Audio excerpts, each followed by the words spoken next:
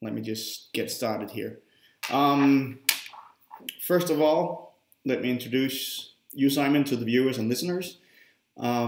Simon Sinek har med sin Start with Why-tilgang længe været en inspiration for mig, og derfor er det en stor fornøjelse og ære at kunne byde velkommen til Simon, som i dag vil give hans bedste bud og tip til, hvordan du som jobsøgende kommer i arbejde. Thank you, Simon, for taking time to share your best advice for the Danish job seekers here on Ledigidanmark.dk. It's an honor to have you here. Thank you. You've had me since Start with Why, and since I saw your TED Talk the first time. Thank you. I've seen it many times since then, and I believe it just hit, 15.6 million views? Just astonishing.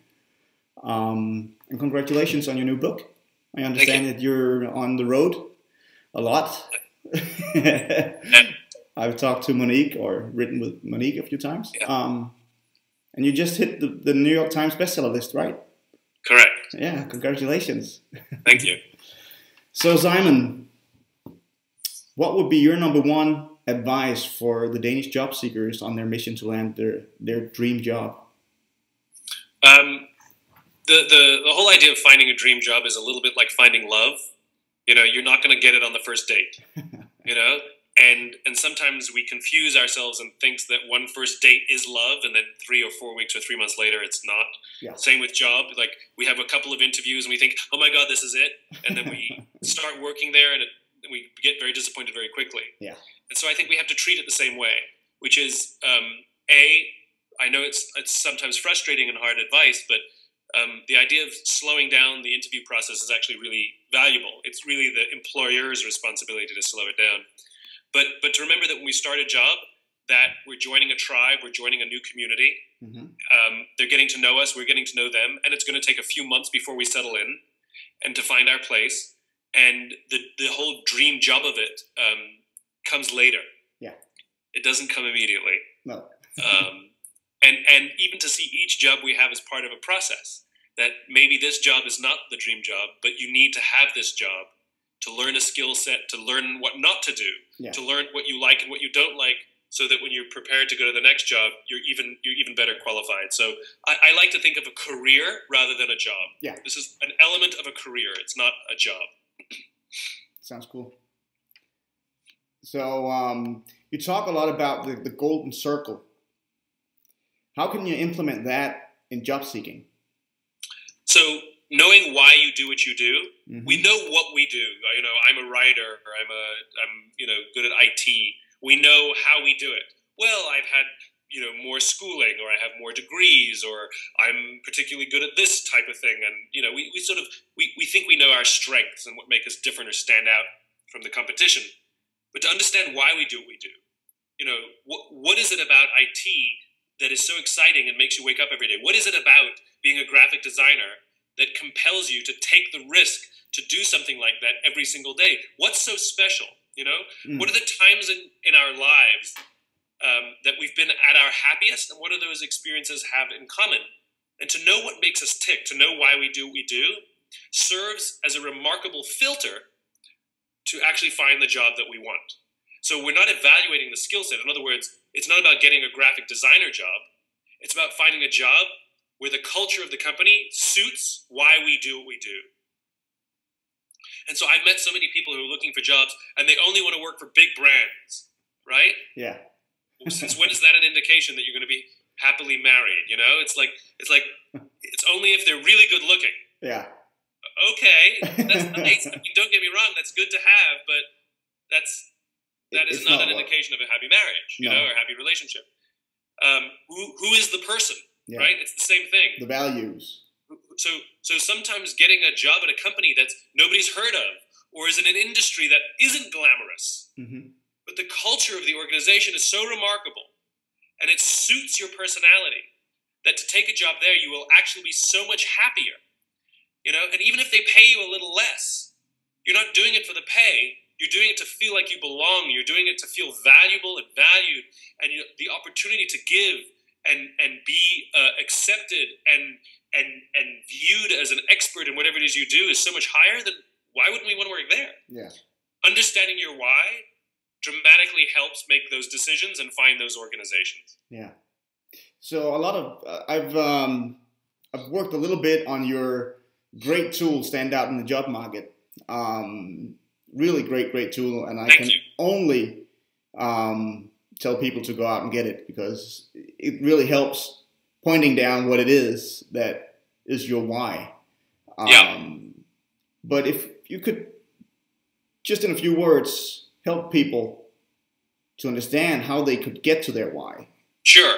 There's many ways to do it. Mm-hmm.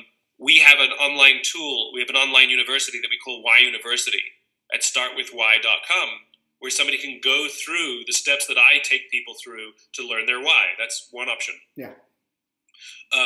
The other option is I could tell you how to do it, and you could do it yourself. And the third option is I'll give you a little exercise that works pretty well. Yeah. Find people who are your close friends, the people you love, the people who love you, the people who you'd be there for them at 3 o'clock in the morning, and they'd be there for you at 3 o'clock in the morning, without a doubt, right? No questions asked. And ask them this question: Why are we friends? And they'll look at you like you're crazy. And then you actually, strangely enough, stop asking the question why, because the question why actually elicits an emotional response, and you actually want something rational. So you say, "Come on, I'm just doing this exercise. I heard this interview with this crazy person, and I'm just work with me here. What is so special about me that we're such close friends?" So you start asking what. And they start describing you. I don't know. You're loyal. I can count on you. I enjoy spending time with you. And you have to play devil's advocate. You can't help them, and you can't let anybody else help them. You say, yeah, that's the definition of a friend. What's so special about me that I know you would be there for me no matter what? And they go, I don't know. Why are you asking me? And you let them struggle, right? Yeah. Why are you asking me this? And then at some point, they'll give up. At some point, they'll just give up and say, I don't know. All I know is that when I'm around you, I don't even have to talk to you. This is what my friends told me, and I feel inspired. And I got goosebumps. Yeah, I bet. And that's the point. Yeah. That's the point, which is when they start describing themselves and the value you have in their lives, and you have an emotional response, you well up with tears or you get goosebumps, that's when you know you're onto it. Yeah. Well, that's a great little exercise. I bet that many people could get a little emotional right doing that. I just want to shoot this about the elevator pitch. Mm-hmm. I see a lot of people, an elevator pitch is only 30 seconds and you need to be sharp. Right. Otherwise, you lose other people's attention. Right. So what would your advice be on that to incorporate the why in your elevator pitch? Well, knowing your why makes a great elevator pitch. Yeah. The elevator pitch, somebody says, what do you do? The most dreaded question, and people go, oh, I'm a writer. I've been working for magazines for 10 years. And, they start explaining what they do, and it's boring. Yeah. To know why you do what you do, to start there. So when somebody says, what do you do? I say, I wake up every single morning with the desire to inspire people to do what inspires them. In fact, it drives everything I do. This is why I do what I do. Now, I do many things. I write, I speak, I teach, I do all sorts of things to advance this idea. But to me, what matters most is that I inspire people to do what inspires them. Yeah. And I've heard you say that, and it's just, it works. You do that. Yeah. So yeah, it's just so much more powerful when you begin to speak from your why instead of what. Exactly right. And it makes people more curious about what you do. And instead of this speech that many people do when they pitch, it'll be more of a conversation, because the other person will begin to ask into the things that you do. Exactly right. And that will make you more memorable. That's it. Yeah. So, if you could just pinpoint one thing down, the last thing that people should go out and do right now. Well, I'm about leadership, and I'm about, so for me, the opportunity to be the leader you wish you had exists every day. It has nothing to do with your formal rank in an organization. You know, being higher up in the organization just means you have authority. It doesn't make you a leader. Being a leader is a choice, and it's the choice to look after the person to the left of you and the choice to look after the person to the right of you. And this is something we can practice every day. You know, when we're driving and someone wants to come into the lane, let them in. You know, when we get ourselves a cup of coffee, let's get one for the person sitting next to us. When someone looks like they're struggling, let's not say, do you need help? Let's just go help them. You know?